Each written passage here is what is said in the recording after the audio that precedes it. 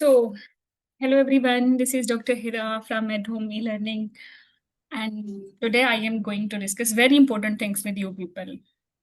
First of all, welcome to team members, Dr. Aruj, Dr. Raksa, Dr. Hina, and sooner Dr. Taiba will join.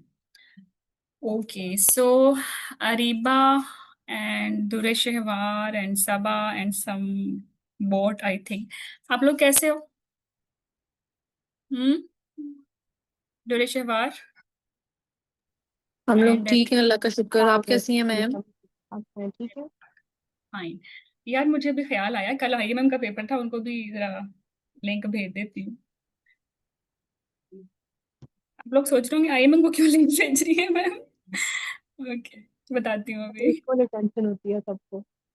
नहीं, actually IMM का तो syllabus different है ना आप लोगों से, बट हाँ, भेजने का मकसद ये है कि रिजल्ट तुम्हारा भी नहीं आया और रिजल्ट आया उनका भी नहीं है। तो तुम लोग क्या कर रहे हो, बस रिजल्ट का वेट कर रहे हो? वेट तो करना सब ही का है। वेट ही कर रहे तो कोई हैं। choice नहीं है। हाँ, कोई चॉइस भी नहीं, आई कैन एग्री। लेकिन फिर भी still you have a choice. आप वेट करते रहो या इस टाइम को यूटिलाइज कर लो by doing more productive things, जो सूनर और लेटर आपने करनी ही करनी, चाहे रिजल्ट अच्छा आए और चाहे रिजल्ट आए बुरा। ठीक है, एक्सपेक्टेड तो यही है कि रिजल्ट आ ही जाएगा 1 वीक तक। पिछली दफा भी ऐसा ही हुआ था, बल्कि बहुत जल्दी आ गया था। तो आई एम एक्सपेक्टिंग कि अगस्त में आ ही जाएगा, 31 या 30 अगस्त तक रिजल्ट। ठीक है अरीबा, और अब मैं ये पूछ लूं कि पेपर कैसा हुआ था।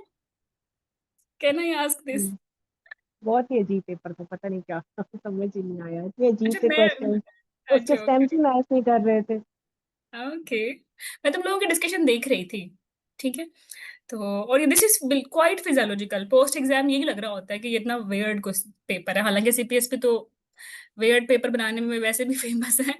तो this is not first time with you people, लेकिन जितना भी वेयर्ड था ये एज एक्सपेक्टेड था, और टॉपिक्स भी सिमिलर ही थे। शायद मैं मेंटर हूँ, बहुत ज्यादा पढ़ाती हूँ, बहुत सारे पेपर्स पढ़ाती हूँ, मुझे मुझे शायद इजी लग रहा था और स्टूडेंट्स पर्सपेक्टिव से कैन बी डिफिकल्ट। लेकिन मुझे लगता है कि इस दफा परसेंटेज जो है थोड़ी सी जो है अच्छी जाएगी, और मेजोरिटी स्टूडेंट्स विल पास, क्योंकि मेरे अल्लाह हिसाब से करे मैम, पेपर डुएबल था। बहुत ठीक है, टेंशन होगी तो। हाँ दिस इज नेचुरल। चलो, तो रिजल्ट हफ्ते तक तो आ ही जाएगा बच्चों, बट आई रियली वांट कि आप इस टाइम को किल ना करें। आप मोमेंटम में ही हो। अब मैं तुम लोगों को बोल रही थी ना, जब मैंने बूस्टर लिया था, कि अभी तो तुम कह रहे हो बड़ी स्ट्रेस है, बड़ी स्ट्रेस है, और हम थक गए हैं पढ़ पढ़ के, और जैसे ही पेपर खत्म होगा तो फिर सोचो कि टाइम ही नहीं गुजर रहा। लग रहा है ना hmm, something is missing in your days and बिल्कुल, नाइट। हम्म। ज्यादा फ्री हो गए हैं। हाँ, और दिल चाह रहा है यार फिर दोबारा से पढ़ते हैं। वो ज्यादा हाँ, मजा ये है, ये है। आता। ओके, मैं बताई मैं को भेजने लगी हूँ।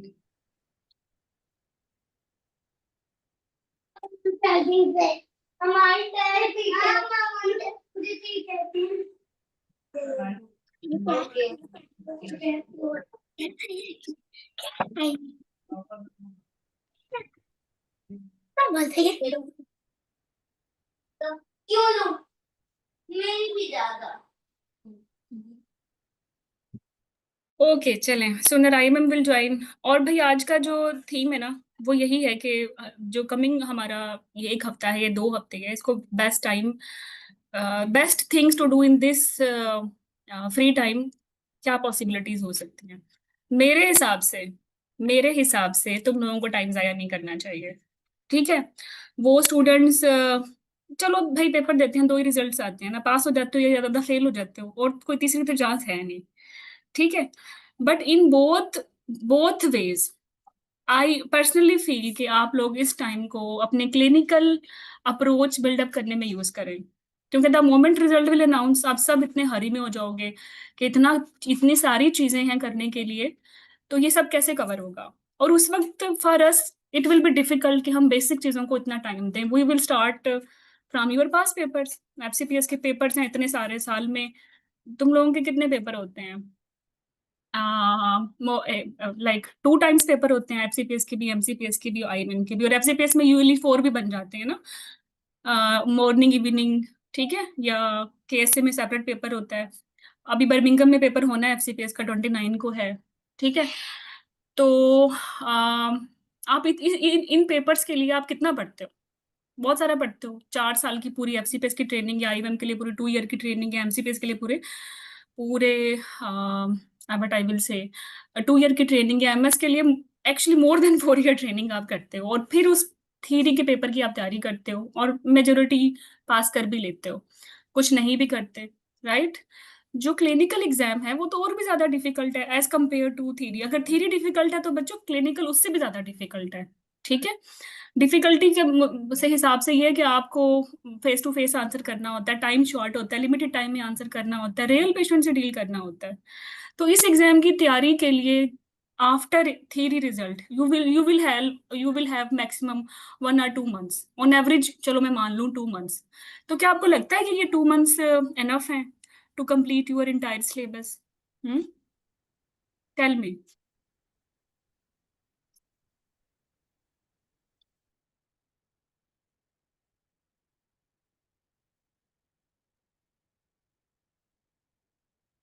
हाँ बताओ ना। फॉरगेट अबाउट दिस कि मैं कोई कोर्स तुम्हें सेल करने वाली हूँ, just be honest with your self and let me know कि क्लिनिकल एग्जाम की तैयारी के लिए कितना टाइम चाहिए होता है। क्या 2 months एनफ होंगे जैसे रिजल्ट आएगा और आप उन खुश नसीबों से में से हो जो पास हो गए हो? फिर तो ज्यादा स्ट्रेस शुरू हो जाएगी कि यार अब दिल तो यही है फर्स्ट अटेम्प्ट में पास करें। फर्स्ट अटेम्प्ट अच्छी अटेम्प्ट होती है, थ्योरी भी अच्छी आती है। जैसे जैसे फिर आप अटेम्प्ट रिपीट करते हो ज्यादा आप डिप्रेशन में चले जाते हो, क्वालिटी थोड़ी सी कम हो जाती है, नो डाउट, है ना। तो फर्स्ट अटेम्प्ट से अच्छी कोई अटेम्प्ट नहीं है, और फर्स्ट अटेम्प्ट में रज के तुम लोग टाइम जाया कर रहे हो, तो नहीं करना ना टाइम ज्यादा जाया। तो यहाँ मैं तुम लोगों को, इसीलिए मैंने ये बिगिनर या गाइड सेशन में ले रही हूँ, जिसमें मैं आप लोगों को जस्ट एडवाइस करूंगी whether you are joining the course और नॉट। लेकिन ये जो टाइम है वो आपने अपने आने वाले फ्यूचर को देखते हुए कैसे बेस्ट यूटिलाइज करना है। सूनर और लेटर, ट्रस्ट मी, आप सब ने पास हो जाना है थ्योरी में at your own turn, and when you will pass your theory you have to appear in your clinical exam and talks. तो क्या आप उसके लिए फुल्ली प्रिपेयर्ड हो? और बेस्ट एडवाइस तो यही है ना कि थ्योरी के साथ ही आप क्लिनिकल एग्जाम की तैयारी करें। अब हम पिछले पिछले 2 साल या 4 साल पीछे तो नहीं जा सकते। जा सकते हैं कि अब दोबारा से ट्रेनिंग स्टार्ट हो और अब तो हमें समझ आ गई है कि हमें थ्योरी और क्लिनिकल साथ लेके चलना था। अब ये तो पॉसिबल नहीं है, लेकिन इतनी तो समझ आ गई है ना कि आने वाला जो टाइम है वो मजीद ना जाया किया जाए, उसको बेस्ट वे में यूटिलाइज कर दिया जाए, ठीक है। तो 2 वेज हैं, आप पास हो गए हो, आपने क्लिनिकल एग्जाम देना है, ठीक है। तो आपको ये बेसिक चीजें आनी चाहिए जो कि आपकी थ्योरी, आपके आपके क्लिनिकल ट्रेनिंग का पार्ट थी। हर एक की क्लिनिकल ट्रेनिंग अच्छी नहीं होती, हर कोई टर्शरी सेटअप से या अच्छे यूनिट से ट्रेंड नहीं होता, तो वो भी इश्यूज हैं, राइट। तो मैं ये सजेस्ट करूंगी कि ये जो टाइम है इसमें अपनी क्लिनिकल सेंस थोड़ी सी इंप्रूव कर लो। चीफ कंप्लेंट्स को एड्रेस करना, उन उनसे रिलेवेंट क्या क्वेश्चंस पूछने चाहिए, काउंसलिंग के क्या कंपोनेंट्स होते हैं, किसी भी क्लिनिकल केस के क्या कंपोनेंट्स होते हैं, ये बेसिक चीजें तो कर लो ना। क्योंकि द रिजल्ट, जैसे ही रिजल्ट आएगा तो फिर आपकी ये बेसिक चीजें तो कंप्लीट होंगी ना, और आप आराम से अपने पेपर्स को स्मूथली स्टार्ट कर लोगे। अब दूसरी कैटेगरी ये है कि आप फेल हो गए हो, खुदा ना खास्ता। फेल होने के बाद उसके रीजन को डिग आउट करें अगेन। आपको बस समझ नहीं आ रहे थे, क्लिनिकल स्टेटमेंट समझ नहीं आ रही थी, चीफ कंप्लेंट समझ नहीं आ रही थी, या चीफ बस समझ नहीं आ रहा था। तो अगर आप अपनी क्लिनिकल रीट्यूनिंग कर लोगे और अगर आपने दोबारा थ्योरी भी देना है, तो after improving your clinical sense you will be in a better position to pass your theory. So ये जो आपके पास आपको खुशकिस्मती से 10 दिन मिल गए हैं जिसमें रिजल्ट आना है और आप कुछ नहीं कर रहे, तो आप ये कर लो, क्लिनिकल क्लिनिकल सिनेरियोज को पढ़ लो, चीफ कंप्लेंट्स को एड्रेस कर लो। क्योंकि whether you are IMM candidate, MCPS candidate, MS candidate, FCPS candidate, clinical cases तो पार्ट है आपका, पार्ट है ना। अगर मैं कहूँ कि एमसीपीएस में 2 क्लिनिकल केसेस हैं, एफसीपीएस में 2 क्लिनिकल केसेस हैं विद रियल पेशेंट, एमएस में it can be up to 4 clinical cases, और आईएमए में भी अप टू फोर सिनेरियोज होते हैं क्लिनिकल जो आपने अटेम्प्ट करने हैं। तो ये क्लिनिकल केसेस जो कि आपकी थ्योरी के लिए भी इंपॉर्टेंट है और आपके अपने एग्जाम के लिए भी इंपॉर्टेंट है, तो ये जो कमिंग 10 days है ना, you can use them in a better way if you are following my advice. Got my point? Hmm, समझ आई आपको मेरा पर्सपेक्टिव, कि मैं क्यों स्टार्ट कर रही हूँ? रिजल्ट आने से पहले ही मैं क्यों आप लोगों को इनवाइट कर रही हूँ कि आप तैयारी करें टॉक्स की, क्लिनिकल की। अरीबा, मुनज्जा, सबा, आई कांट हियर यू।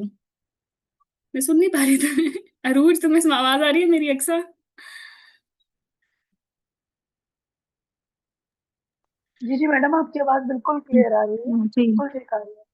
तो क्या कहेंगी अरूज आप इस पर्सपेक्टिव में, ये जो 10 डेज हैं, अगर ये अपने आप को वार्म अप कर लें for their coming up clinical exam, या even if they have to repeat theory, अल्लाह ना करे ऐसा हो, तो ये कितनी अच्छी स्ट्रैटेजी है कि ये 10 डेज ये अब लाइक रीट्यूनिंग करें क्लिनिकल वे में। हम्म। जी मैडम, आपने बिल्कुल सही कहा है, टाइम वेस्ट नहीं करना चाहिए। और वैसे भी अच्छी उम्मीद रखनी चाहिए। हम ये क्यों सोचें कि रिजल्ट अच्छा नहीं आएगा, इंशाल्लाह दे विल पास। नहीं नहीं और अनुज, फिर भी 100%, 100% तो कोई भी एग्जाम पास नहीं होता। हमने दोनों पॉसिबिलिटीज भी देखें, तो ये दोनों सिचुएशन में विन विन पोजीशन में है। मतलब पास होके भी मैडम विन जो भी, पोजीशन पे है, और ना हाँ हो जी के। बिल्कुल बिल्कुल, जिस भी तरफ चाहे रिजल्ट, इनके फायदे में ही है ना ये।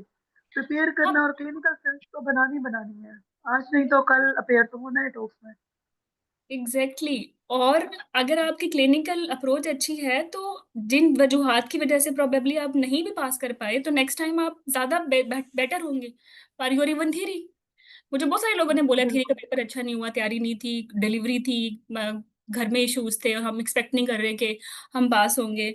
तो अब हम क्या करें? हम हमें ये फायदा होगा कि हम कोई वार्म अप क्लिनिकल सेशन लेते हैं, हमें क्या फायदा होगा? हम तो रिजल्ट का वेट कर लेते हैं। इस तरह की क्वायरीज आ रही थी, तो मैं उनका आंसर कर रही हूँ कि देखो, टाइम तो वैसे ही गुजर जाएगा, रिजल्ट तो आ ही जाएगा, पास या फेल, ठीक है, और तो कोई पॉसिबिलिटी नहीं है। लेकिन ये जो आपके पास 10-15 दिन है, अगर ये आप बेस्ट पॉसिबल वे में यूटिलाइज करो, तो आप दुखी तो नहीं होंगे ना। आप दोनों सिचुएशन में विन विन कर रहे हो, ठीक है। आप पास हो गए हो, आपका आधा काम हो चुका है आपके पेपर्स का, आपको वो समझ आ रहे होंगे स्टेशन। आप खुदा ना खास्ता फेल हो गए हो, आपका आधा काम हो गया। जिन क्वेश्चंस की आपको समझ नहीं आई, अब समझ आ रही होगी। क्लिनिकल क्वेश्चंस होते हैं, because CPSP love clinical questions, और क्लिनिकल क्वेश्चंस की मार्किंग भी ज्यादा होती है। तो ये इसमें मेरे I will actually, I if I will see the record, मेरे हमेशा बिगिनर सेशन में रेजिडेंट्स भी होते हैं, इवन हाउस ऑफिसर्स भी होते हैं। They want to actually make their approach better for their clinical cases. तो क्लिनिकल केसेस में अब हमारे पास एक टीम है, बड़ी एक्सपर्ट टीम है। I will start from doctor Arooj. Doctor Arooj, tell me about yourself, what you have done. आपने FCPS किया, उसके बाद आप क्या कर रहे हो? और आपके तो आई थिंक दोनों पार्ट्स ही फर्स्ट गो में हुए थे, और आपका with made home I think ये 8th या 9th सेशन है, if I am not wrong. जी मैडम। सीपीएस तकरीबन करने के फौरन बाद ही ज्वाइन किया था आपको। और थ्योरी एंड क्लिनिकल दोनों फर्स्ट अटेम्प्ट में हो गए थे अल्हम्दुलिल्लाह। तो उसके बाद आई हैव बीन विद मेडोम टीम। और अबाउट 4 इयर्स अबाउट हो गए, होने वाले हैं मुझे। और हर सेशन में ही, तो जैसे फोर कि ईयर होने मैडम ने, वाले हैं तो अरूज, इसमें तो फिर आपके सेशन ज्यादा ही हो गए हैं। फोर में तो हम थ्री, मैडम 6 तो हमारे एफसीपीएस चलते हैं, 6 आईएमएम चलते हैं, 6 एफसीपीएस चलते हैं, तो इट्स अबाउट 50+ सेशंस जो कोर्सेज हैं जो आप ले चुके हो। ये अबाउट 4th ईयर स्टार्ट होने वाला है, अब 3 इयर्स हो गए। ग्रेट। और हर दफा इसी तरह थ्योरी एग्जाम के बाद बच्चे ये वाला टाइम जो होता है वो स्पेयर कर रहे होते हैं, और हर दफा मैडम उनको एनकरेज कर रही होती है कि टाइम यूटिलाइज करें। और हमारी टीम में सब एक्सपर्ट लोग हैं। मॉड्यूल वाइज हमारा सिलेबस डिवाइडेड है। और मेरे पास मैटरनल मेडिकल डिसऑर्डर्स और फीटल मेडिसिन और अर्ली प्रेगनेंसी मॉड्यूल है। इसमें हम अपनी तरफ से बेस्ट देने की कोशिश करते हैं। और पूरा जितने भी हमारे पास पेपर्स में जो जो स्टेशन आए होते हैं, उसके अलावा प्लस जो हमें लग रहा होता है कि ये स्टेशन आ सकते हैं, हम हर एस्पेक्ट से, हर एंगल से हर स्टेशन को कवर कराने की कोशिश करते हैं। तो अल्हम्दुलिल्लाह अल्हम्दुलिल्लाह, हमारा हर दफा रिजल्ट 85% से तो प्लस ही आता है मैडम। और और अरूज, ये इफ आई अल्लाह एम ताला नॉट की रॉन्ग, बड़ी आपका तो मेहरबानी 1-to-1 सेशन का 100% आता है। है। अल्हम्दुलिल्लाह मैडम, अल्लाह का शुक्र है। और बहुत जल्दी ही 2 और 3 लाइव सेशंस के अंदर अंदर ही जो हमारे नए स्टूडेंट्स होते हैं वो पिकअप कर जाते हैं और बहुत अच्छा प्रेजेंट करने लग जाते हैं। And the way they present वो इन द एंड एग्जाम में भी फिर शाइन करते हैं। और अरुज, हम अल्हम्दुलिल्लाह। यही एंड नहीं करते। हम तो कोर्स के बाद भी जब बच्चे पेपर दे के आते हैं, हर मेंटोर 2 या 3 स्टूडेंट्स जो पास हो चुके होते हैं उनके साथ 1 to 1 पॉडकास्ट भी कंडक्ट करता है कि उन्होंने जी कैसे एग्जाम बिल्कुल। पास किया, एग्जाम में रियल टाइम टिप्स क्या थी। और वो हम रिकॉर्ड भी करते हैं ताकि स्टूडेंट्स ज्वाइन करें तो रियल टाइम सक्सेस स्टोरीज और रियल टाइम एग्जाम को वो ऑब्जर्व करें, है ना। जी एग्जैक्टली बिल्कुल मैडम। और आने वाले जो लोग होते हैं उनके लिए वो पॉडकास्ट भी अवेलेबल होती हैं, उनकी रिकॉर्डिंग्स अवेलेबल होती हैं, ताकि वो सुने कि जिन लोगों ने पास किया how they approach the sessions, और एग्जाम में एग्जैक्टली एग्जामिनर्स ने क्या बिहेव किया, कैसे क्वेश्चंस आए थे, क्या आंसर्स हुए थे। तो ये हमारे कोर्स की जो फीचर्स हैं ये बड़े अच्छे प्लस पॉइंट्स हैं। और ये वाला जो टाइम है ये बहुत अच्छा है कि जो बिगनिंग जो चीजें हैं ना, पिलर्स हैं जो क्लिनिकल सेशंस के, जैसे कि हिस्ट्री टेकिंग की बेसिक बेसिक चीफ कंप्लेन को एड्रेस करना, एग्जामिनेशन को कैसे अप्रोच करना है, ये जो एग्जाम से पहले वाले 6 7 10 डेज जितने भी मिले, उनमें अगर इस चीज पे अच्छी कमांड हासिल कर लेते हैं तो उसके बाद फिर नेक्स्ट स्टेप में ये होगा कि स्टेशन अप्रोच करना सीख लेंगे। तो ये हम्म। बड़ा अच्छा होगा अगर इस टाइम पे किया जाए। बिल्कुल। डॉक्टर हिना, आप कुछ कहना चाहेंगी? Thank you Arooj. जी मैडम, मैंने भी आपको जब आपके साथ ही रिटर्न की तैयारी की थी और आपके साथ ही टॉक्स पास किया था फर्स्ट टीम में, माशाल्लाह आईएमएम भी मैंने आपसे ही तैयारी की थी। आईएमएम, रिटर्न, टॉक्स, हर चीज आपके ग्रुप से की थी और माशाल्लाह फर्स्ट अटेम्प्ट में निकल गया था। और उसके बाद मैंने आपको ज्वाइन किया था, तब से मैं आपके साथ पढ़ा रही हूँ। माशाल्लाह 4 years मुझे हो चुके हैं आपको भी ना। 4 इयर्स हो गए हैं। So what और you students in the course? What are your modules? मेरे मॉड्यूल्स में कॉन्ट्रासेप्शन है। पहले मेरे पास जो है कॉन्ट्रासेप्शन से रिलेटेड जितनी भी ड्रिल्स हैं वो सारी, फिर उसके बाद लेबर से रिलेटेड पीपीएच, और उससे related uterine inversion, breach delivery, सारी ड्रिल्स वो भी मेरे पास है। उसके हम्म। अलावा इनफर्टिलिटी भी मेरे पास मैंने पढ़ाया है। जनरल गायनी के सारे टॉपिक्स जितने भी रिलेटेड हैं वो सारे मेरे पास हैं। तो जो है ना, बट यू से कि आपके मॉड्यूल्स फिक्स हैं, तो you are the first one. इन मॉड्यूल में कोई भी नया स्टेशन आता है, आईएमएम, एमसीपीएस, एफसीपीएस, एमएस से, तो अब तो बड़े आराम से उसको टैकल कर लेती हैं कि इसको कैसे पढ़ाना है और कैसे मैडम, डिलीवर करना है। ये जो है उसको हमने हर तरह से पढ़ाया है, मतलब पास पेपर्स में क्या आया, क्या पूछा गया, उसमें टॉक्स कौन कौन से आ रहे हैं वो हम साथ साथ पढ़ते रहते हैं, क्या नई इंटरवेंशंस हो रही हैं, क्या पूछा जा सकता है, और किस तरह से, मतलब हर तरह से अल्लाह का शुक्र है अब माशाल्लाह इस पे ग्रिप आ गई है। और अभी चार तक साल में जितनी तो 4 साल में तो है ना, इसका मतलब ये है कि आपने तो lab labour contraception general gynae में ना पीएचडी कर लिया। 4 साल ही लगते हैं एमसीपीएस के बाद पीएचडी करो तो। जी मैडम, लगता तो ऐसे ही है। तो मुझे माशाल्लाह अब आज तक मेरा ख्याल है जितने हमने स्टेशंस पढ़ाए हैं किसी ने कभी भी कंप्लेंट नहीं की कि उससे बाहर आया है या हमें पता नहीं था। तो बिकॉज अल्लाह का उसकी रीजन शुक्र पता है क्या है ना, क्योंकि आपके लिमिटेड मॉड्यूल्स हैं और है। आप देखती रहती हैं एग्जाम का ट्रेंड किस तरीके से पूछा गया है। तो जैसे ही आप मॉड्यूल वाइज पढ़ाती हैं तो यू मेक श्योर कि एवरी रेलिवेंट थिंग जो जो पास पेपर्स में आई है वो कवर हो जाए।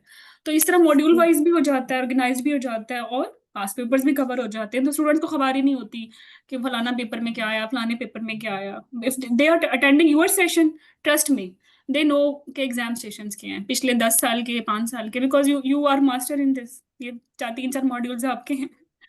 ये लेबर में जितनी भी ड्रिल्स अब तक आई हैं, फोर्सेप्स, शोल्डर डिस्टोशिया, मेरा ख्याल है हम कोई चीज भी नहीं छोड़ते, पेल्विमेट्री तक हम लोगों ने पढ़ाई है अच्छी तरह। बिल्कुल तो आई एग्री है। इसमें तो अब डॉक्टर कोई तैयबा, टॉपिक ऐसा रह नहीं जाता। हाँ बिल्कुल आई एग्री है। डॉक्टर तैयबा ने ज्वाइन कर लिया हमें। अस्सलाम वालेकुम मैडम, सॉरी जान थोड़ा है, सा लेट हो गई थी। जान है मैडम की आप तो। अरे thank you so much thank madam, आप ऐसी बातें करती है ना बहुत खुशी होती है। नहीं सीरियस। नहीं, इट्स है। Thank you Hina, thank you for giving us time and हम एक्सप्लेनिंग मॉड्यूल्स। राइट। चलो, ऑलराइट। तैयबा के बारे में मैं खुद ही बता दूं। तैयबा 2019 से मेरी स्टूडेंट है। यस। नहीं, 2019 से, हाँ 2019 से ही हो ना। जी मैडम हाँ, 2019 में और करके ज्वाइन की। She was gold medalist as well. और उसके फौरन बाद ही जैसे इनका एफसीपीएस हुआ, she join me. She don't want to join me. मैं इनको खींच के लाई।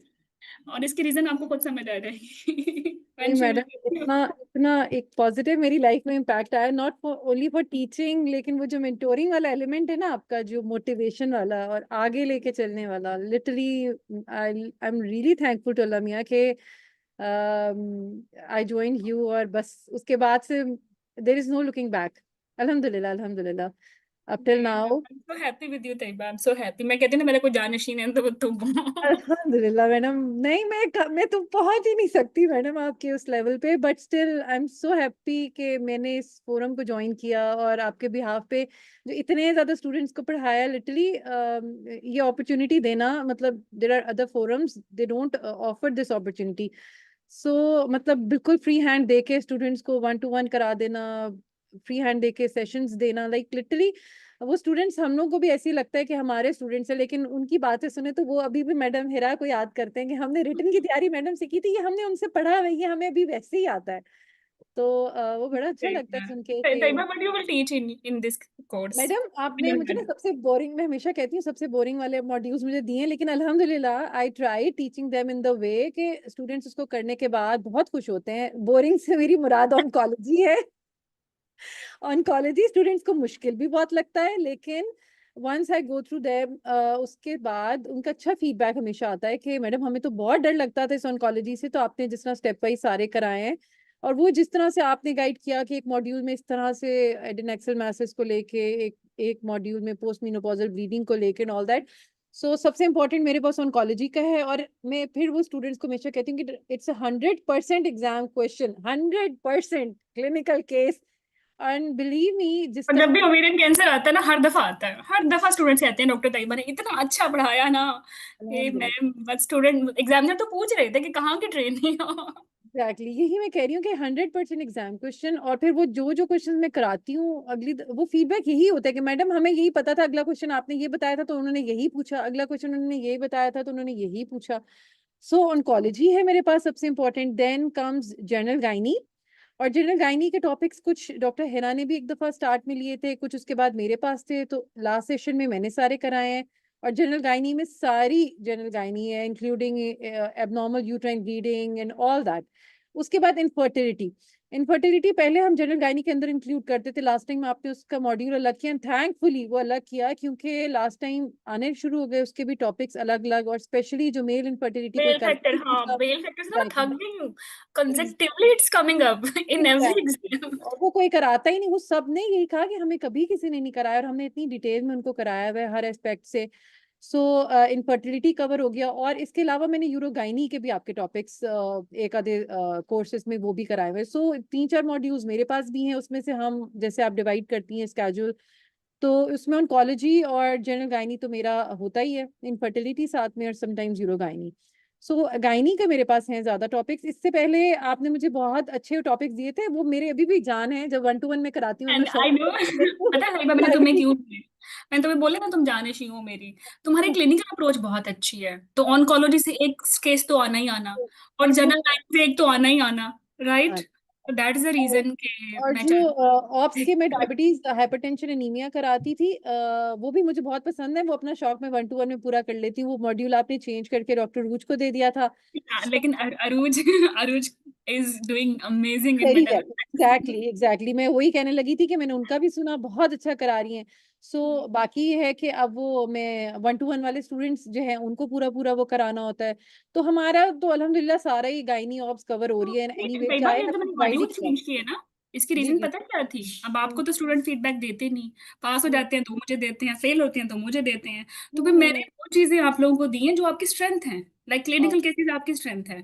मेटरनल हम्म, मेडिसिन लाइक अरूज से अच्छा कोई नहीं पढ़ा सकता, इवन बहुत मैं भी नहीं अच्छा पढ़ा कराते हैं, नो सकती। और डाउट, आपको ऐसे पता है हिना ड्रिल्स और कॉन्ट्रासेप्शन में शी बहुत इज अच्छी टू कराती हैं good she is too madam. Good. वो ना वो इतना हमें याद हो गया कि कोई स्टूडेंट मुझे कोई ड्रिल वगैरह कहता है, मैं कहती हूँ तो डॉक्टर हिना के सेशन सुने उन्होंने कराए हुए हैं, क्योंकि वो हमें याद हो गया कि ये उसकी ये वही कराती है, और मुझे आवाज भी उसी की जहन में आ रही होती है, बिल्कुल ये हिना बिल्कुल। ने कराई हुई है। और डॉक्टर हिना ने अक्सर तो पीएचडी कर क्लिनिकल ली गवर्नेंस, इसमें।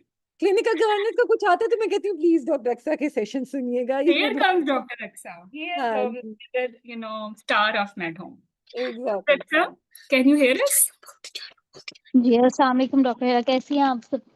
मैं ठीक हूँ, मैं ठीक हूँ। तुम सबसे पढ़ी लिखी मेंटर हो हमारे फोरम की। है ना मैडम, हम नहीं सबसे नहीं, बस ज्यादा।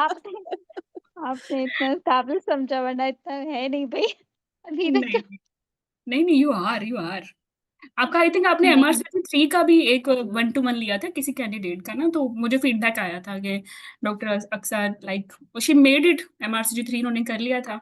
तो उन्होंने बोला था कि अब डॉक्टर अक्सर को एमआरसी 3 में क्यों नहीं लेके जाती, तो वो तो 3 भी इतना अच्छा पढ़ा सकती है। आपने उनको एफसीपीएस में रखा हुआ है। नहीं That नहीं, was- इंशाल्लाह बस वो भी करेंगे, लेकिन ये कि सबके साथ लेके सब चीजों को लेके थोड़ा सा चलना मुश्किल हो जाता है। टाइम मैनेजमेंट असल में ज्यादा इशू आ जाता है, स्पेशली वो टाइम जोन का मुझे लगता है ज्यादा डिफरेंस मेरे लिए मुश्किल हो जाता है। हाँ, let me to introduce doctor Aksa. She is working as consultant in NHS. और चूंकि यूके में होती हैं तो टाइम जोन बहुत मसला होता है, फिर इनकी अपनी भी हैवी और हेक्टिक जॉब है, उसके साथ पढ़ाना, फिर पार्ट 3 एमआरसीयूजी की एक्टिविटीज, और उसके साथ एफसीपीएस की clinical activities, and she is also taking IMM sessions as well few, और 1-to-1 भी लेती हैं। तो इसलिए थोड़ा टाइमिंग का हमें अक्सा के साथ गिला रहता है, लेकिन अक्सा के जो सेशन, जो टॉपिक्स हैं ना, मॉड्यूल्स हैं, लिटरली वो अक्सा ही पढ़ा सकती है और कोई पढ़ा नहीं सकता।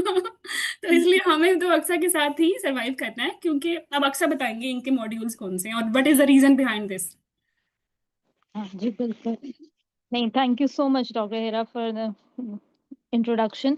अच्छा, जो मेरे मोस्टली सेशन से बेसिकली मैं टीचिंग आप लोगों को कवर करवा रही होती हूँ, और जो है मेरा क्लिनिकल गवर्नेंस, क्योंकि ये यूके में जो है बेसिकली, या एनएचएस में आप उसको कह लें, ये बहुत ही ज्यादा जो है, मतलब क्लिनिकल से ज्यादा इनके ऊपर, इन चीजों के ऊपर फोकस किया जाता है। पहले तो मैं भी समझती थी कि ये क्या है जब एफसीपीएस के लिए पढ़ा होता था, लेकिन जब यहाँ पर आई रियलिटी देखी कि ये एक्चुअल में बहुत को एग्जिस्टेंस करते हैं, इसकी इम्पोर्टेंस क्या है, तो अब वो पढ़ाने में और मजा आता है कि अब वो जब खुद आपको पता है और आपने खुद लाइव देखा हुआ है कि उसका क्या आउटकम होता है, तो उसको अब समझाने में, उसको पढ़ाने में बहुत मजा आता है, और उसकी इम्पोर्टेंस कि जब आप अपना एक्सपीरियंस शेयर करते हैं तो वो ज्यादा हेल्पफुल होता है, मुझे लगता है। हाँ उसके बिल्कुल, पता अलावा है जो मैं अक्सा, यहाँ क्लिनिकल गवर्नेंस का ना बच्चों को समझ ही नहीं आती, ऑडिट का, रिसर्च का, टीचिंग का, क्योंकि यहाँ ट्रेनिंग में ही होता ही नहीं है। तो बिल्कुल जी, अब बिल्कुल आपकी तो ऐसा ट्रेनिंग ही का है। पार्ट है ये, और आप पार्ट 3 की भी मेंटर हैं, तो दैट्स द रीजन कि आप बेहतर वो मेंटर हैं जो teaching, clinical governance, sexual assault, domestic violence और ये सारे हम्म। स्टेशन अच्छे से पढ़ा देती हैं। तो और फिर देखो ना, हर दफा आते भी हैं, मैंडेटरी स्टेशन बन गया ये तो।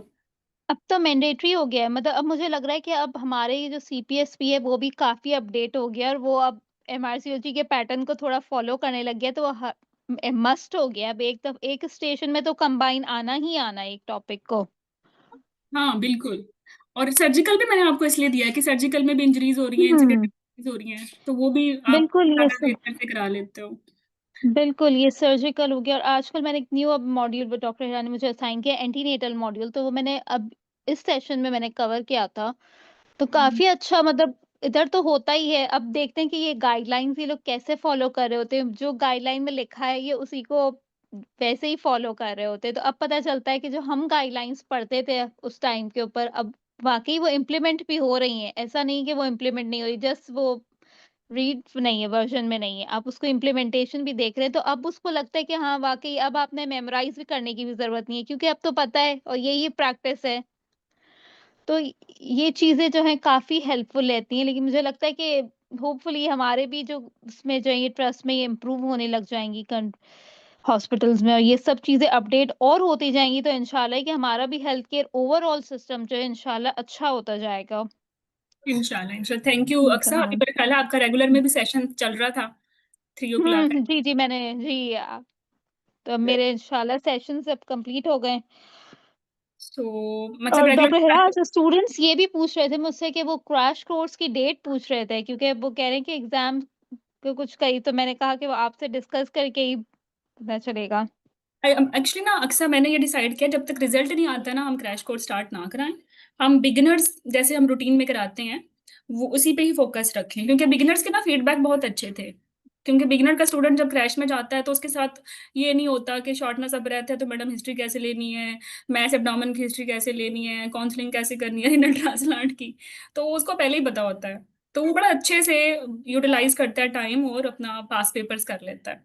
तो ये बिकॉज एकदम। फीडबैक मैंने सोचा कि हम यही शेड्यूल फॉलो करते हैं, जब तक रिजल्ट नहीं आता हम इनको बेसिक्स ही पढ़ाएं, ताकि आफ्टर रिजल्ट ये फ्रेश हो और ये दोबारा से वो छोटी छोटी बातों पे ना जिद हो और स्ट्रेट फॉरवर्ड अपना एग्जाम ओरिएंटेड पढ़ें। तो बिल्कुल मुझे एब्सोल्युटली लगता है एग्री विद यू। 31 तक रिजल्ट आ ही जाएगा। तो तब तक हम ये हमारे जो बेसिक सेशंस हैं वो हम कंप्लीट कर लेंगे।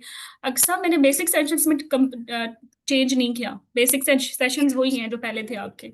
ओके अमेजिंग, ठीक है, हो गया। हाँ, आपको पीपीटी दोबारा बनानी नहीं पड़ेंगी, थोड़ा सा रिफ्रेश करना पड़ेगा उनको। जी जी बिल्कुल, अपडेट उसको अब कर लेंगे जो भी अब गाइडलाइंस अपडेट हुई हैं। बिल्कुल सेम फॉर हिना, जो पिछली दफा आपने लिए थे बिगिनर्स में, same for doctor Tayyaba, same for doctor Hira. Hira तो मैं खुद ही हूँ। चलो, तो अरूज का किधर गया? हाँ, अरूज के भी हैं, आ गए, सेम है अरूज आपके भी। ठीक है। ओके मैडम, जी जी ठीक है। तो थोड़ा सा एक्सप्लेन कर दूं बिगिनर्स में हम कैसे पढ़ाएंगे। तो ये वो कॉमन टॉपिक्स हैं, चाहे आप एमसीपीएस कैंडिडेट हो चाहे एफसीपीएस, ये आपको आने ही आने हैं, कि लाइक पॉलीहाइड्रोमनियाज की प्रेजेंटिंग कंप्लेंट क्या है, फिट्स पड़ गया तो क्या पूछना है, हेडेक हो गया तो क्या पूछना है, एसओबी हो गया तो क्या पूछना है, क्लिकिंग के क्या मैंडेटरी क्वेश्चंस हैं जो कि आपने अपने पेशेंट से या एग्जामिनर को बताने ही बताने। बैड ऑप्स हिस्ट्री है, तो आपने कैसे काउंसलिंग करनी है, कैसे हिस्ट्री लेनी है। तो बेसिकली हिस्ट्री से आपकी जान छूट जाएगी। जैसे अगर ये बिगनर्स आप ले लोगे तो आप हिस्ट्री टेकिंग में बहुत एक्सपर्ट होंगे, जब तक हिस्ट्री नहीं आती तो आप क्या ही डायग्नोज करोगे, क्या ही इन्वेस्टिगेट करोगे, क्या ही मैनेज करोगे, तो आप कुछ भी नहीं कर पाते। और जो जैसे रिजल्ट आता है आप इतने स्ट्रेस में होते हो, आप हिस्ट्री पे फोकस ही नहीं करते। ये तो बेसिक चीजें हैं, तो बेसिक चीजें हैं, भाई बेसिक चीजें होती थी आपने कौन सा पढ़े पढ़ी थी, भूल चुके हो आप। तो इसलिए हम इसको ये जो अभी रिजल्ट से पहले का टाइम है उसमें कवर कराएंगे।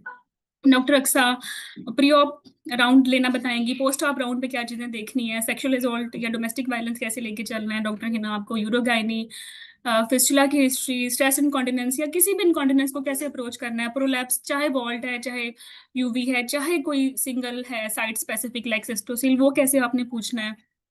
एंड डॉक्टर हिना आपको बताएंगे कॉन्ट्रासेप्शन की काउंसलिंग कैसे करनी है, लाइक एचआरटी के लिए क्या काउंसलिंग करनी है और क्या हिस्ट्री जरूर लेनी है before giving any patient HRT, या ओवेरियन फेलियर को कैसे लेके चलना है, उसमें भी एचआरटी चलता है। अब आपने देखा कि जब जैसे ही आप कॉन्ट्रासेप्शन पढ़ेंगे तो हार्मोन्स हैं, एचआरटी भी हार्मोन्स है, ओवेरियन फेलियर भी हार्मोन्स हैं, तो आप बोर नहीं होंगे। सिमिलर चीजें सिमिलर मेंटर आपको कवर करा देगा। अब तैयबा आपको पीएमबी, एयूबी, डिस्चार्ज, सब फर्टिलिटी, एचएफजी को पढ़ना सिखाएंगी, आपको आईवीएफ की काउंसलिंग बताएंगी। तो ये बेसिक चीजें हैं जो कि हर एग्जाम का पार्ट है। तो किसी भी तरीके से ये आपके पास पेपर में आएंगी, आपको पता होगा कि ये कैसे लेके चल रहा है। And after this doctor Taiba will also tell you के फिटल एनोमलीज में क्या डिफरेंशियल्स हैं, उनको हिस्ट्री से कैसे एक्सक्लूड करना है। एनीमिया, जैसे उन्होंने बोला कि एनीमिया डायबिटीज में तो एक्सपर्ट हैं, तो तैयबा इसी वजह से मैंने एनीमिया डायबिटीज आप ही को दिए है बिगनर्स में। तो तब आप उनको बताएंगे कि इसकी अच्छी हिस्ट्री कैसे लेनी है, और once confirmed how you will counsel patient, right. And doctor साहब आपको बैड न्यूज ब्रेक करने के कंपोनेंट समझाएंगी थ्रू सम एग्जाम्पल्स, जैसे आईयूएफडी हो गई है, ठीक है, या पेशेंट का जो है कैंसर डायग्नोज हो गया है, या कोई इमरजेंसी स्टेक्टमी हो गई है, वीबैक की काउंसलिंग, रीनल ट्रांसप्लांट की काउंसलिंग, डायबिटीज में डाइट काउंसलिंग, डाउन सिंड्रोम हो गया बेबी को, फिर माँ को कैसे काउंसिल करना है, पेशेंट को एचआईवी है तो बीबीएन भी आ जाएगा इसमें, बैड न्यूज को ब्रेक करना और साथ में मैनेजमेंट भी, चिकन पॉक्स की काउंसलिंग, ठीक है, डिप्रेशन की काउंसलिंग। तो काउंसलिंग का एक पूरा सेशन डॉक्टर अक्सर लेंगी, और आपको अगर ये इस तरह से आप काउंसलिंग कंपोनेंट्स आपको आ गए और ये 5-6 आपने टॉपिक्स कवर कर लिए, तो कोई भी नया टॉपिक आ गया तो आप काउंसलिंग के टेम्पलेट को फॉलो करके उसको आराम से मैनेज कर लेंगे। डॉक्टर रूजा आपको molar, mass abdomen, ovarian cancer, endometrial cancer के बारे में बताएंगी along with amenorrhoeas with thyroid. So और आई विश कि अगर ये हमारे 9 सेशंस कंप्लीट हो जाएं, इनमें से 50% आपको रिकॉर्डेड मिलेंगे और 50% विल बी इंटरेक्टिव। और इसके साथ I wish you can manage to listen your recent exam podcast, like अगर आईएमएम के कैंडिडेट हैं तो आपको जो आईएमएम का बच्चा पास हुआ है वो बता रहा है कि मैंने मेरे स्टेशन कौन से थे और मैंने कैसे अप्रोच किया और आपने क्या नहीं करना। इसी तरह एमसीपीएस का पॉडकास्ट इस दफा मैंने नहीं लिया, रूज आपने लिया था ना? मैडम हम सब ने अलग अलग लिए हैं, अलग अलग डेट नहीं का। नहीं, एमसीपीएस मैंने का भी तो एक लिया। ही हुआ था, एमसीपीएस का तो एक ही हुआ था। मैडम मैंने तो लिया था, फर्स्ट डे वाला मैंने लिया था, उसके अलावा मुझे लगता है डॉक्टर हिना ने भी फर्स्ट लिया है डे, शायद। फर्स्ट डे ही था। एक्चुअली एमसीपीएस एक ही दिन होता है। वही लिया था मैंने, एक दिन का वो मैंने आप लिया है। आपने लिया था, I remember you have taken this. तो तो एमसीपीएस का पॉडकास्ट अभी रिसेंट हमारे पास है हमारी लाइब्रेरी में। और अभी जो मे के सारे पॉडकास्ट थे वो हम सब ने मिलके ले लिए हैं। मतलब लाइक मे को अगर कोई स्टूडेंट पास हुआ, लेट्स अज्यूम 5 मई को, तो 5 स्टूडेंट्स पास हुए, तो उन 5 से हमने एक मीटिंग की 1 to 1। और उसमें से एक कैंडिडेट ने फिर सारा बताया कि स्टेशन कैसा था, उसने कैसे अप्रोच किया, क्या उससे गलती हुई, क्या उसका प्लस पॉइंट था। ठीक है। तो इस तरीके से अगर आप ये अपने रेलेवेंट एग्जाम के पॉडकास्ट भी कर लें बिफोर योर एग्जाम, तो भाई 50% आप कर चुके हो। अब आपने सिर्फ रिजल्ट लेना है पास का, और 50% करना है, और वो 2 मंथ में डुएबल है। And by doing this you can easily pass your exam in first go. Theory के फौरन साथ साथ इसी तरह आप टॉक्स कर सकते हो। और पता है ज्यादा अपने बारे में क्या तारीफ करना, आपने महसूस किया है अरूज, अक्सा, तैयबा, हिना, अब फर्स्ट अटेम्प्ट में लोग ज्यादा नहीं पास हो रहे? तुम लोगों की दफा नहीं ऐसे जी होता था? मैडम, ऐसा ही है, ऐसा ही है। जी मैडम बहुत मैडम, होते हैं, हम तो उसको माशाल्लाह फर्स्ट बहुत इसलिए होते पासिंग हैं रेट्स माशाल्लाह अच्छी से होगी। हैं। बहुत ज्यादा मतलब फर्स्ट अटेम्प्ट हम्म। वाले निकल रहे हैं। नहीं, हमारे मैं ऐसा नहीं देखती थी, लाइक पास तो होते ही थे मैडम लेकिन वो हमें रिपीट कौन ज्यादा पढ़ाता होते था, आप मुझे बताएं, हमें किसने इस तरह से सब कुछ पढ़ा पढ़ा के सिखाया था कि बस याद कर लो और बोल देना? हमने तो खुद ही नोट्स बनाए, आप जैसे थे। मैं बताती बिल्कुल। हूँ लिखो लिखो। तो अब तो हम इनको सब कुछ बना के दे देते हैं कि बस प्रैक्टिस कर लिटरली लो। स्पून फीडिंग हो जाती है। लेकिन तजुर्बा देखो, लेकिन इसका आउटकम भी तो आया है ना। तो पहले रिजल्ट 10% पास होते थे, अब 10% पास नहीं होते फर्स्ट अटेम्प्ट में। ये एग्जैक्ट। अपोजिट है। तो अब बहुत सारी पॉडकास्ट ये खुद सुनेंगे। पॉडकास्ट में वो पास कैंडिडेट बता रहा होता है कि वो कैंडिडेट मुस्कुरा रही थी और वो पूछ रही थी आपने किससे पढ़ाया, तो फिर मैंने बताया मुझे तो वो प्लानर लोग ने पढ़ाया है, तो वो हंस रही थी, मैम वो आपको जानती थी, वो भी आपकी स्टूडेंट थी। तो ऐसा भी बहुत पॉडकास्ट में ये लोग सुनेंगे। सो यहाँ मैं आपको बता दूं जैसे पॉडकास्ट से क्या मुराद है। मेरे पास अभी डॉक्टर अक्सा की पॉडकास्ट है एक 7 मई की। अक्सा ये आप ही की है ना? जी जी जी, मैं हुसैन की। हाँ, तो ये भी 7 मई, लेट्स अज्यूम ये एफसीपीएस की। इसी तरह हमारे पास आईएमएम और एमसीपीएस की भी है, नो वरीज। मैं सिर्फ फॉर एग्जांपल बता रही हूँ कि पॉडकास्ट क्या होगी। अगर एमसीपीएस का कैंडिडेट हमें ज्वाइन करेगा फॉर बिगिनर, तो वो एमसीपीएस की पॉडकास्ट सुनेगा, और हम आपको मजबूर नहीं करेंगे एफसीपीएस की सुनो। और सेम फॉर आईएमएम। तो just for example I am telling कि एफसीपीएस का ये पॉडकास्ट थी जो डॉक्टर अक्सा ने ली थी विद पास कैंडिडेट्स। तो फिर उन्होंने हमें डिटेल में बताया कि अब ये स्टेशन था, ठीक है, ऑर्डर पे ये पूछा था। अब 1 to 1 में वो एक एक चीज डिटेल में बता रहा होता है। ये 1+ आवर का सेशन होता है। ये ऐसा नहीं होता कि आपका कोई कोलिग पास हुआ तो वो आपको लिख के दे देगा भाई एक सेशन ऑर्डर पे था, एक डायबिटीज पे था, एक मोलर पे था, एक एनीमिया पे था। मतलब वो तो आपको सिर्फ ऐसे ही बताएगा ना। रियल एग्जाम में जो हुआ डिटेल में वो तो नहीं आपको बता रहा, वो आपको ये पॉडकास्ट बता रही है। ठीक है। इतने डिटेल में हम ये पॉडकास्ट लेते हैं। तो फिर एक शॉर्ट केस था प्रोलैप्स का। तैयबा आप ज्यादा आप अच्छे से बता सकते हो अगर आप बोलना चाहते हो, बिकॉज ये आप ही की पीपीटी है। तैयबा नहीं अक्सा सॉरी। ओह, जी जी जी डॉक्टर हेरा, ऑडिट का जो फर्स्ट स्टेशन था वो स्टार्ट ही असल में जो स्टूडेंट को आया था, ये फर्स्ट उसी को ऑडिट से ही उसका फर्स्ट स्टेशन ही ऑडिट था। तो आप एक्सपेक्ट नहीं करते कि ऑडिट जब आपका फर्स्ट स्टेशन आ जाए, क्योंकि वैसे ही हम इतने प्रिपेयर नहीं होते। लेकिन अल्हम्दुलिल्लाह जब उसने किया था तो उससे बिल्कुल वो कॉन्फिडेंट थी कि हाँ जो मुझसे पूछा गया मुझे आता था सब कुछ। That was the most important thing. और देखो वो नॉर्मल वजानल डिलीवरी पे, सिर्फ सिंपल वजानल डिलीवरी पे था, कोई ऐसा नहीं था कि उन्होंने कोई रिस्क फैक्टर बताया हो। लेकिन बस वो ऑडिट की डेफिनेशन, आप क्यों करना चाह रही हैं ऑडिट, टॉपिक्स उसको उन्होंने फिर कुछ उसको बताया था कि आप ऑडिट साइकिल बताइए, आप कैसे री ऑडिट करेंगी, आप क्या, कौन सा आपका जो है आप उसको स्टैंडर्ड को लेंगी। तो अच्छा उस ये स्टेशन आया था। I think it was a different station के हर दफा वो सिजेरियन सेक्शन पे आ जाता है ऑडिट, जो सबको पता होता है। हाँ, और देखो हमें लगता है ऑडिट ऑडिट ऑडिट होता है, बस स्टेप्स बोल के आने हैं, और it become different with actually topic. And second was I think prolapse and it was short case. बिल्कुल, ये शॉर्ट केस से एक 70 की ओल्ड फीमेल थी, उसकी नॉर्मल वजाइनल डिलीवरी, उसमें जो बताया था कि सारी होम बर्थ थी। और रिसेंटली उसको डायबिटीज एंड उसके कोमॉर्बिड्स, उसको रिस्क फैक्टर्स में उसको बता दिए थे। फिर एग्जामिनर ने उससे पूछा था कि आप फोकस हिस्ट्री बताइए।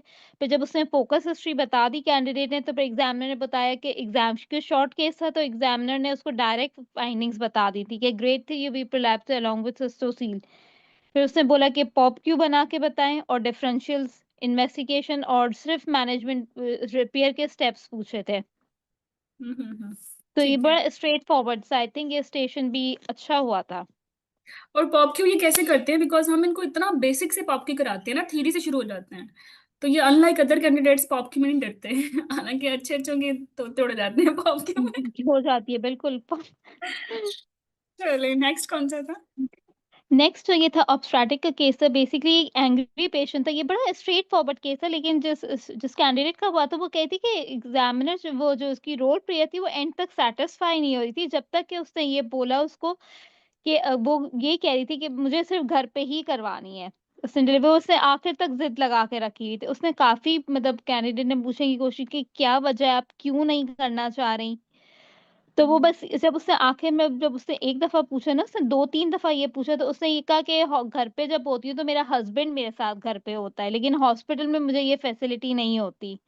तो जैसे ही जब उसने कैंडिडेट ने बोला कि हम बिल्कुल कोशिश करेंगे, हम डिस्कस करेंगे कि आपका हस्बैंड आपके साथ हो जाए, तो वो उधर ही पेशेंट रिलैक्स हो गई। और उसके बाद उसने उसको बिल्कुल भी तंग नहीं किया। तो वो आपके पास एक पॉइंट होता है या वो एक अच्छा, रोल और प्लेयर ये के पास ये एक। हिडन हिडन एजेंडा था एंग्री पेशेंट, और वो एंड तक नहीं समझ आ रहा। हाँ बिल्कुल, कि वो बिल्कुल ही आप स्ट्रेस में ही वो बिल्कुल बात ही नहीं कर रही थी। वो सिर्फ़ बार-बार ये कह रही थी कि बस मुझे सिर्फ़ घर पे ही चाहिए अपनी डिलीवरी। लेकिन जैसे ही उसने उसका ये इश्यू एड्रेस कर दिया तो आराम से वो स्टेशन उसका निकल गया। तो अक्सर तो यहाँ हमेशा जब आप भी ये स्टेशंस होते हैं ना, जी, जी, अक्सर सॉरी। यहाँ आप बहुत एक्सपर्ट हैं क्योंकि आप पार्ट 3 की मेंटर हैं। तो एंग्री पेशेंट एड्रेस करना या सेक्सुअल असॉल्ट या वायलेंस, इस तरह के बज ना आप सिनेरियो से अच्छे पिक करके पढ़ाती हैं कैंडिडेट्स को। That is the hmm, you have this module and that is the reason बच्चे ये कर लेते हैं। वरना लिटरली आई कांट मैं क्योंकि पार्ट 3 की मेंटर नहीं हूँ। नहीं। तो देखो ये बच्ची पास हो गई, पास स्टूडेंट का है ना स्टेशन। हुँ, जी, जी, ये बिल्कुल। तो सो यही मतलब नेक्स्ट। कि कोई ना कोई आपके पास एक हिडन पॉइंट होता है, आप उसको ले लेते हैं तो फिर बस देर नहीं लगती। और एक ये दफा आप यूरोडायनामिक्स का बता रही था। थी कि एक दफा आप बता रही थी वो पेशेंट आई थी और ग्लासेस लगा के बैठी हुई थी, और आपने आपने कहा कि ग्लासेस वाली के जरूर ग्लासेस हटवानी है क्योंकि नीचे ब्रूज निकलेगा। हाँ, हाँ, बिल्कुल। इसी तरह का ये मतलब अब मुझे लगता है कि अब ये इसको एमआरसीयूजी को फॉलो कर रहे हैं, तो उसी के उस पे ये स्टाइल पे अब जाते जा रहे हैं सीपीएसपी भी, which is good thing. Okay, और यूरोडायनामिक्स पे क्या था? यूरोडायनामिक्स पे था कि ग्राफ्स बने हुए थे, बेसिकली वो ब्लैडर डायरी दी हुई थी और उसपे उसने जब इंटरप्रिटेट किया तो उसमें था कि 2 एपिसोड्स ऑफ वेटिंग थी और उसके अलावा कुछ भी नहीं था। फिर एग्जामिनर ने उसको 2 सिस्टोमीटोग्राम दिए थे और उसको कहा था कि आप उसको इंटरप्रिटेट करें। तो एक हम्म, तो बिल्कुल नॉर्मल था और दूसरे में था कि लीक नहीं था। उसको हम्म, ज़्यादा याद नहीं आ रहा था कि उस स्टेशन में क्या है, लेकिन फिर एग्जामिनर ने उसमें उसको काफ़ी कुछ तंग नहीं किया, बस इंटरप्रिटेशन और उसको कहा कि ब्लैडर डायरी एक्सप्लेन करो। बिल्कुल स्ट्रेट फॉरवर्ड स्टेशन था, इसमें कोई हिडन एजेंडा कुछ भी नहीं था। लेकिन लेकिन अक्सर ये थ्योरी में इनको डायनामिक्स अच्छे से आता है, तो ये तो तंग नहीं होते। अगर मैडम के थ्योरी कैंडिडेट्स हैं तो पॉप क्यू, यूरोडायनामिक्स, सीटीजी, ये इनके बाएं हाथ के लिए का खेल होता है। दे आर और वेरी गुड। बिल्कुल हम एक्सेस भी प्रोवाइड कर रहे हैं, मतलब अपने वाइवा के कोर्स के साथ, ये इसके साथ हम एक्सेस भी प्रोवाइड कर रहे हैं थ्योरी के ये इंपॉर्टेंट टॉपिक्स, तो वो सारा उसमें से क्विक रिवीजन भी कर सकते हैं। बिल्कुल बिल्कुल। तो व्हाट अबाउट द साइकोसिस स्टेशन? जी, ये हाँ, ये बड़ा आई थिंक ये न्यू टाइप ऑफ स्टेशन था जिसमें एग्जामिनर जो है वो बेसिकली एक स्ट्रक्चर डिस्कशन था, जिसमें एग्जामिनर जो है वो आपको सिनेरियो बताता है कि 3rd वीक पे आई हुई है पोस्टनेटल लेडी, बिल्कुल उसका कोई बात का ये कोई सेंस नहीं है, हेलुसिनेशंस, डिल्यूजन्स के साथ आई हुई है। तो वो एग्जामिनर से पूछ रहा है कि अपने डायग्नोसिस बताइए कि पोस्टपार्टम साइकोसिस है।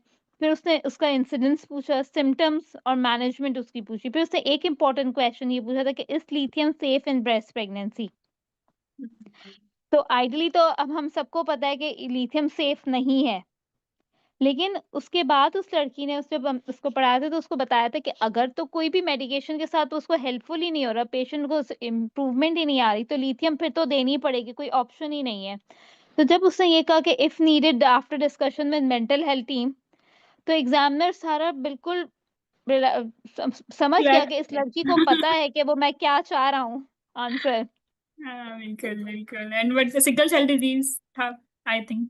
Next. Hmm sickle cell disease, I think ये वो स्टिमुलेटेड पेशेंट था, सो ये primary capital 26 week non case ही सिकल डिजीज की। तो एग्जामिनर सिर्फ आपसे काउंसलिंग पूछना चाह रहा था कि आप क्या काउंसलिंग करते हैं उसकी फ्रॉम द स्टार्ट, कि जब से आपके पास आई हुई है 26 वीक से। इससे पहले आपने हिस्ट्री में जरूर पूछना है कि अगर उसने कोई अपने हस्बैंड का टेस्टिंग वगैरह करवाई हुई है, लेकिन उसके बाद 26 वीक से लेके आपने एंड पोस्टपार्टम तक और फ्यूचर प्रेगनेंसी तक आपको उसको लेके जाना था बेसिकली इस सिनेरियो में।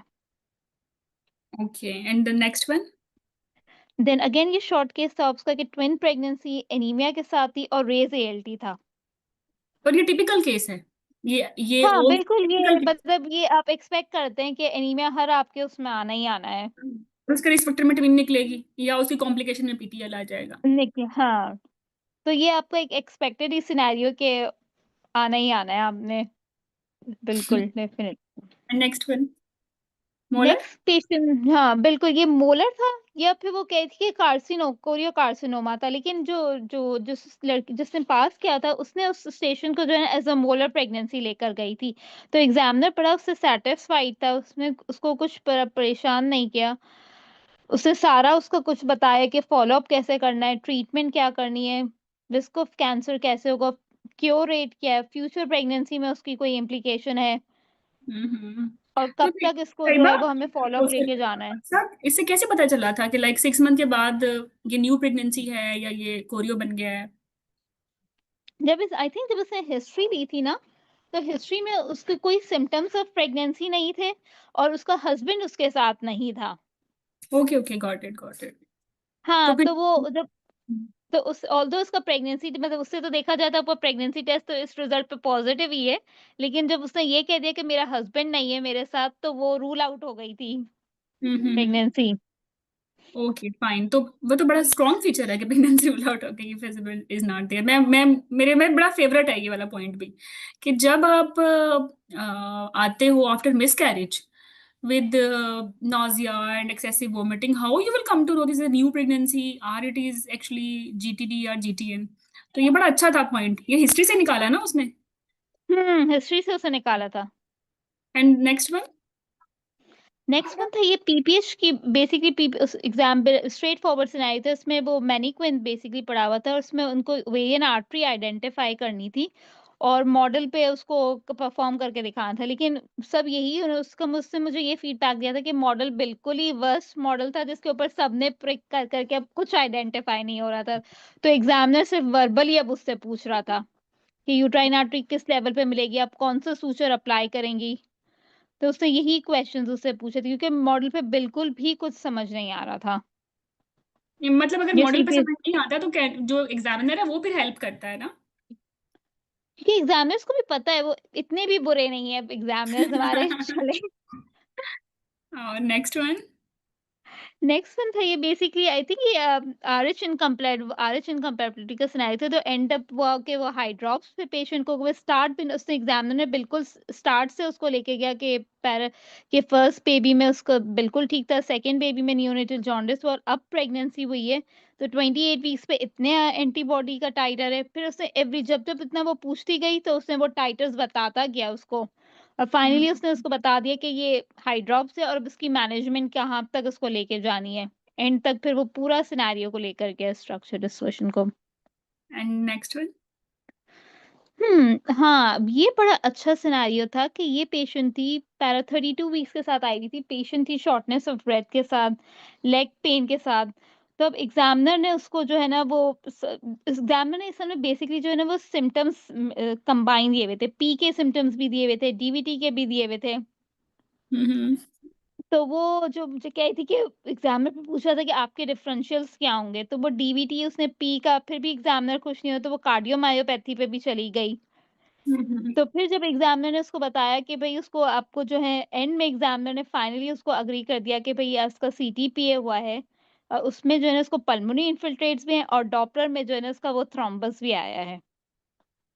तो इसने दोनों को कंबाइन लेके एग्जामिनर उसको लेके गया, फिर उसने वही बताया कि मैं एडमिट करूंगी थ्रोम्बस के लिए, उसको थेरापेटिक लो मॉलिक्यूलर वेट को इन्वॉल्व करूंगी, कार्डियोलॉजिस्ट को टीम में इन्वॉल्व करूंगी, और उसने कहा था कि फिर इसकी 20 पेशेंट थी, उसने कोई हाई बीएमआई बताया था, आई थिंक 40 या 45 कुछ इस तरह का बताया था, तो उसने पूरी वेट मैनेजमेंट और ये सब पूरी जो है एमडीटी टीम को इन्वॉल्व किया था इसमें।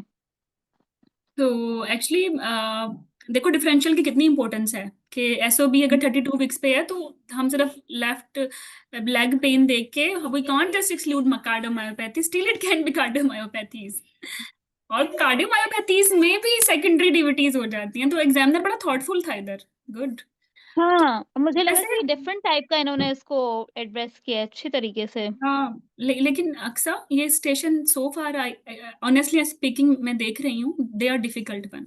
मतलब सिकल सेल से लेके और वो साइकोसिस से लेके डीवीटी एंड ये डिफिकल्ट है। तो ये कैंडिडेट फर्स्ट अटेम्प्ट में पास किया था इसने ये? जी जी, डॉक्टर हेरा से फर्स्ट अटेम्प्ट में पास किया है। और डॉक्टर हेरा हमने ये सारे सेशंस करवाए में हैं अपने उसमें सारे आई नो मेंटर्स ने, ऐसा नहीं आई कोई नो। ऐसा सेशन नहीं है कि मिस हुआ हुआ हो। नहीं हम करवाते हैं, लेकिन देखो ना उसने मेहनत भी वसूल की और इतने डिफिकल्ट स्टेशंस उसने फर्स्ट गो में किए और मेक इट पॉसिबल। तो ये क्रेडिट जाता है आपको, को मेंटर्स को, मेट होम को, और नहीं, मैं तो ऑब्वियसली बिल्कुल स्टूडेंट को कहती हूँ भी। सब अब टीम देखो मेंबर्स स्टूडेंट ने भी तो सबको ही पढ़ाया ना जाता उसने। है बिल्कुल। स्टूडेंट ने भी तो पढ़ाया, पढ़ाते तो हम बहुत सारे लोगों को हैं। स्टिल इट्स नॉट 100%, लेकिन उसने बहुत अच्छे से समझा। हम्म। और और पता है उसने समझा कैसे है, क्योंकि ये ना कार्डियोमायोपैथी आई थिंक तैयबा बड़े दिल से पढ़ाती है, तो वो छोड़ती नहीं है वीटी को। मतलब हर हाँ, तो डॉक्टर स्टेशन में ना। तैयबा का तो बस भाई वो तो माशाल्लाह अपने टॉपिक बहुत ही अच्छे से कवर करवाती है। तो और साइकोसिस या डिप्रेशन और यंगरी पेशेंट, ये आप देखा इस तरह पूरी टीम मिलके एक स्टेशन ये सिलेबस कंप्लीट करती है। ऑनेस्टली अक्सर अगर मैं देखती हूँ बहुत सारे मेंटर अकेले पढ़ा रही हैं, तो मैं हैरान होती हूँ कि इतना ह्यूज सिलेबस, इतना variety of stations, how it's possible for a single human being कि वो कवर कराए। और अगर वो कवर कराता है तो हाउ कैन ही और शी बी ऑनेस्ट। तो वो या तो हम्म। रिकॉर्डेड सेशन डालेंगे, या इंपॉर्टेंट सेशन स्किप करेंगे, या प्रॉपर सिलेबस नहीं पढ़ाएंगे, क्योंकि ये 27+ लाइव सेशंस लेना, एक एक चीज कवर करना, 1-to-1 इंटरेक्टिव रहना कैंडिडेट्स के साथ, ये टीम वर्क है। इट्स नॉट अलोन मी। मुझे हम्म। अक्सर कैंडिडेट कहते हैं आप खुद तो पढ़ाती नहीं। आप खुद सोचें इतना अच्छा अकेले मैं पढ़ाऊंगी तो क्या मैं पढ़ा सकती हूँ? तो ह्यूमन कैपेसिटी में भी ये कुछ नहीं, ये नहीं आता। तो that's why in at Medhome हर मॉड्यूल के लिए एक एक्सपर्ट है, और वो आपको 100% देता है, और वो एक फ्रेश मेंटर होता है जिसने पूरा सिलेबस नहीं कवर कराना, वो एक थका हुआ मेंटर नहीं है। तो दिस इज अ ब्यूटी, और this is because of only this reason I will appreciate के लोग फर्स्ट अटेम्प्ट में पास हो रहे हैं। Thank you Aksa and the team. Hmm. I think last one was OHSS. बिल्कुल ओएचएस की बड़ा स्ट्रेट फॉरवर्ड स्टेशन था, लेकिन अभी मैंने देखा है कि इसका एक न्यू टॉग आर्टिकल आया हुआ है ओएचएस का, तो हाँ मुझे लगता है अब 25 हमें में। इसको थोड़ा सा अपडेट हाँ करना मैं होगा इसको। बिल्कुल बिल्कुल मैंने अभी पढ़ाया है न्यू बैच में, और 25 में इसका आया है टॉग, और 16 की जीटीजी के बाद अब नया टॉग आया है, तो वो बहुत जरूरी है करना, एंड वी विल हाँ कवर। बिल्कुल, तो अब उसको अपडेट करके फिर ही इसको अब डिस्कस करेंगे न्यू सेशंस में। और ये जो पॉडकास्ट बता रही है डॉक्टर अक्सा, ये इन्होंने आई थिंक ली थी 7 मई 7 को। मई को, जी जी तो 7 इसके मई अलावा को। 5 मई को भी एग्जाम था, उसकी पॉडकास्ट आपको डॉक्टर अरूज के साथ सुनेंगे। 6 को भी था, 8 को भी था, और ये 4 डे एग्जाम थे। इस दफा 5 डेज एग्जाम नहीं था, फोर्थ डे ही थे, क्योंकि लास्ट वन मेरा पॉडकास्ट था और वो हुआ ही नहीं, क्योंकि उस दिन पेपर ही नहीं हुआ था। तो मैं नहीं हुआ कि 4 डेज पे टाइम होता था, लेकिन इससे पहले 5 डेज एग्जाम होते थे एफसीपीएस के ना, इन डिफरेंट सेंटर्स। अच्छा अक्सा, यहाँ मैं थोड़ा सा एक्सप्लेन कर दूं कि जिस भी जी सेंटर में आप अपेयर हो, चाहे इस्लामाबाद में, चाहे लाहौर में, या चाहे कराची में, स्टेशंस 90% सेम होते हैं। ये क्वाइट पॉसिबल है कि short case can be change, है ना? बिल्कुल ऐसा ही है। मतलब शॉर्ट केस एक जगह डायबिट ट्विन का है, तो मे बी किसी और सेंटर में वो डायबिटीज का हो, ये भी पॉसिबल है। तो शॉर्ट केसेस दो होते हैं, एक गायनी का एक ओब्स का, दे कैन चेंज। बाकी जो अदर 10 स्टेशन हैं दे आर स्टैटिक, वो हर जगह हर स्टेशन हर सेंटर पे सेम है और उनकी सेम की है। क्लिनिकल केसेस डिफरेंट है, उनकी मार्किंग एग्जामिनर के हाथ में है। और ये जो क्लिनिकल हम्म। केसेस हैं basically they are more important. अगर आप इसमें फेल हो जाते हो तो फिर आपके लिए पास होना मुश्किल है, ऐसा ही है ना अक्सर? बिल्कुल ऐसा ही है, हाँ क्योंकि तो उसी पे आपकी वेटेज है सारी एग्जाम की। बिल्कुल बिल्कुल सारी सारी कह सकते हैं, क्योंकि वो सारे एग्जामिनर्स बैठते हैं मार्किंग करते हैं, तो अगर वो देखते हैं कि एक कैंडिडेट क्लिनिकल केसेस में पैथेटिक है, तो वो बाकी स्टेशन से भी मार्क इस तरह से रिड्यूस करते हैं कि आप ओवरऑल आप फेल हो जाते हो। तो इसलिए आपने जो क्लिनिकल अपनी सेंस है ना, वो अच्छी रखनी है, और बिगिनर सेशन में अच्छा पार्टिसिपेट करना है, अच्छी हिस्ट्री लेनी है, हिस्ट्री बेस्ड डायग्नोसिस अच्छी बनानी है, क्योंकि अगर हिस्ट्री अच्छी नहीं है तो आप क्या करोगे? अगर आपने हिस्ट्री से ये नहीं बताया कि ये सिकल सेल एनीमिया है या आयरन डेफिशिएंसी है या थैलेसीमिया है, और आप उसको क्या मैनेज करोगे, तो आप कुछ मैनेज नहीं कर पाओगे, और how good you are in other stations, you will fail. If you will fail in clinical, you will actually fail the whole exam. तो मेक श्योर कि आप हिस्ट्री टेकिंग में आप अच्छे हो, और बेसिकली यही मेरी टिप है कि जिसकी हिस्ट्री अच्छी है ना, या क्लिनिकल अप्रोच अच्छी है, उसको फेल करना मुश्किल है, या उसको हम्म बार बार फेल करना मुश्किल है. ठीक है. तो this is all about today's session. जिसमें मैडम की टीम का मकसद सिर्फ ये था कि आप लोगों को बताया जाए कि टाइम बहुत कीमती चीज़ है, रिजल्ट का वेट ना करें, और जो भी लेफ्ट ओवर टाइम है, 10-15 डेज आपके पास हैं, ज्वाइन अस, या आप खुद से जो भी आप कर सकते हो, आप अपने ये क्लिनिकल केसेस इंप्रूव करो, और जैसे ही रिजल्ट आ जाएगा तो भी हम अपना क्रैश कोर्स स्टार्ट करेंगे. ठीक है. अब मैं ब्रीफली क्रैश कोर्स के बारे में बता रही हूँ, और मेजर ऑडियंस जो है वो एफसीपीएस की है, तो ये एफसीपीएस का मैं बताने लगी हूँ. इसके अलावा जो एमसीपीएस का है और आईएमएम का है, उसका क्रैश कोर्स का गाइड सेशन डिफरेंट होगा. होइवर बिगिनर्स या फाउंडेशन कोर्स सबका सेम होगा, क्योंकि सब ने हिस्ट्री अच्छी करनी है. ठीक है. सो यस, 1 मिनट मुझे दो, मैं जरा पानी पी लूँ. और जो आईएमएम के कैंडिडेट्स हैं या एमसीपीएस के कैंडिडेट हैं, अगर वो चाहें तो they can quit here, because they will take their own sessions onwards no. और यहाँ सिर्फ स्टूडेंट्स अगर एफसीपीएस के कंटिन्यू करना चाहते हैं तो stay with us. Thank you very much Medhome team. I wish आप मेरे साथ स्टे करें, लेकिन अक्सा की तो भी क्लास थी, वो टायर्ड हो चुकी है. तो Aqsa, if you want to go you can leave, और बाकी लोग जी भी आई जी, think. Thank you so much everyone. वो थैंक यू अक्सा, और बाकी लोग भी अगर बढ़िया. हाँ क्लिनिक्स हैं, I know you are very busy consultants, तो I will myself continue with FCPS session, और अगर आप स्टे करते हैं तो एक भी लोग क्या. Okay, thank you so much. अल्लाह हाफिज़ एवरीवन.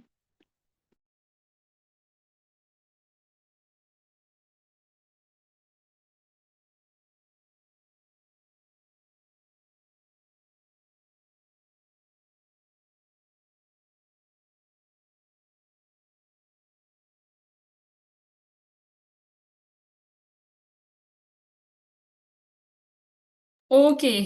सो मैंने तो पी लिया पानी. अब आप लोग बताएं कैसे हैं. Shazia, Durreshahwar, Ansara, Dil Mohammad, what a beautiful name, and Fatima, Mishal, and Saba, Saira, and about R flower, I don't know क्या लिखा हुआ है. Okay, can we start now? Hmm. कुछ फायदा हुआ इस डिस्कशन का? You can unmute yourself. कोई क्वायरी हो आपकी, पूछना चाहें?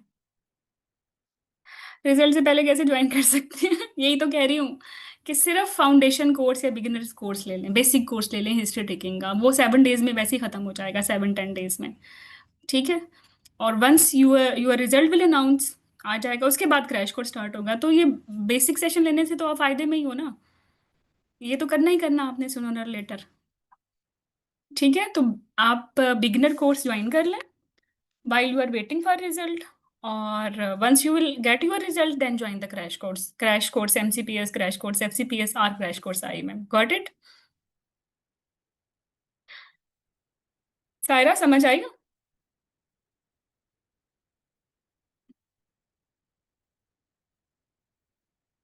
ओके,